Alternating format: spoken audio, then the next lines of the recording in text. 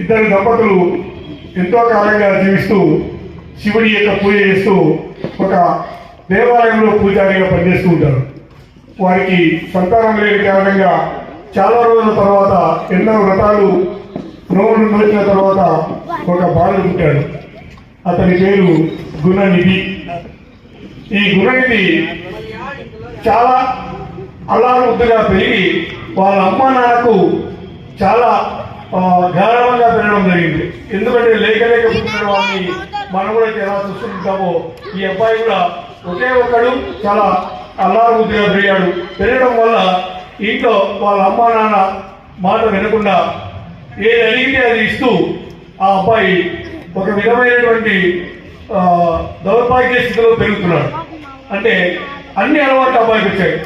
ఏమేమి అలవాట్లు అంటే జూదం ఆడడం, డబ్బులు అమ్మా నాన్నతో డబ్బులు తీసుకొని పోవడం, ఆ డబ్బులు ఖర్చు చేయడం, ఇలాంటి చెడు అలవాట్లు వ్యసనాలకి ఆ యొక్క గుణాన్ని అలవాటు పడ్డాడు. చివరికి చాలా రోజుల తర్వాత అమ్మా నాన్న వాళ్ళని ఎంత కంట్రోల్ చేయాలన్నా కూడా చేత కాలేదు. వాళ్ళ అమ్మ ఎక్కువగా ఈ అబ్బాయిని గారాబం చేస్తూ చేసే తప్పులన్నింటినీ భర్తకు చెప్పకుండా ఆమె దాచిపెట్టి లేదు లేండి మనవాడు మంచివాడు బాగా ఉండాలే అని చెప్తున్నారు. ఊళ్ళో వాళ్ళందరూ మీ వాడు గురుడికి ఇలా చెడ్డవాడుగా తయారయ్యారని చెప్తే అది భార్యను దండిస్తే లేదు లేదంటే వాళ్ళ వాడు మన మీద కాకుండా చెప్తున్నారు అని చెప్పి ఆ అబ్బాయిని వెంట వేసుకుని వచ్చేది. ఆ అబ్బాయి సపోర్ట్గా వాళ్ళ అమ్మ మాట్లాడుతుంది. చివరికి ఆ విధంగా ఆ పిల్లవాడు ఇంట్లో డబ్బులు ఎత్తుకొని పోవడం, వాళ్ళ అమ్మని బెదిరించి తీసుకుపోవడం ఇలా జరుగుతున్నాడు. వాళ్ళ నాన్న ఎక్కడో అతని బ్రాహ్మణుడు కాబట్టి ఏదో ఒక మంచి ఉపన్యాసం చెప్తే అతనికి గిఫ్ట్గా రాజు ఒక ఉంగరాన్ని బహుమానంగా ఇచ్చాడు.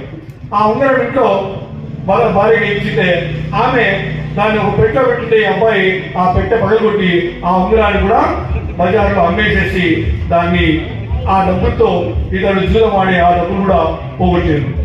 చివరికి వాళ్ళ నాన్నకి ఎవరో చెప్తారు, మీ అబ్బాయి ఉంగరం నా దగ్గరకు వచ్చింది, మీకు రాదు గుర్తిగా ఇచ్చాడు. ఆ తర్వాత ఇంట్లో అడిగితే లేదండి నేనే అవసరం కొద్ది దాన్ని పెట్టించానని చెప్పేసి పెట్టమని చెప్పారని వాళ్ళ అమ్మ సపోర్ట్ చేస్తూ అబ్బాయిని మళ్ళీ అలాగే పెంచుతుంది. చివరికి ఏమిటి పరిస్థితి అంటే ఈ అబ్బాయి మాట్లాడే పరిస్థితులు లేడు. అలాంటి జూదానికి అలవాటు పడ్డాడు. ఇంట్లో డబ్బులు అయిపోయాయి. చివరికి ఆ అబ్బాయి ప్రవర్తన సరిగా లేని కారణంగా అమ్మ ఎంత చేసి చెప్పినా ఆ అబ్బాయి వినట్లేదు. వాళ్ళ అమ్మ నాన్న మాట వినకుండా అలాగే తయారు. చివరి వారి పరిస్థితి ఏంటంటే ఒక అమ్మ డబ్బులు ఇవ్వకపోయేసరికి చివరికి డబ్బులు లేవరా నా దగ్గర అంటే కూడా వాళ్ళ అమ్మ తాలిబొట్టు లాక్కెళ్ళి